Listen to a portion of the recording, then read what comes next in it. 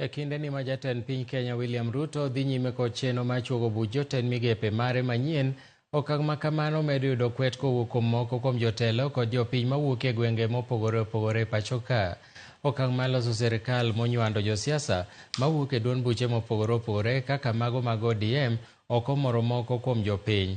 Jatend migawo machon mar piny Cecily Kariuki oparo ne Ruto ni dwaro mar jopiny kod rowere mag Gen Z mar ketho buch jatend migepe mare mokwongo ne ok en mondo mi oduok e tich jotend migepe mane otero pacho. Kariuki bende ne ok orwako okang' mar gwelo jood bura e buch jatend migepe, ka olero ni nitiere jolony mathoth manyalo kawo lemo makamago. Rais aliwasikiza hawa vijana.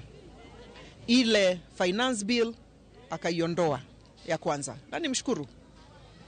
Ingine akasikiza, akaambiwa hii kamati ya cabinet inaonekana ipeleki kazi mbele, akawang'oa.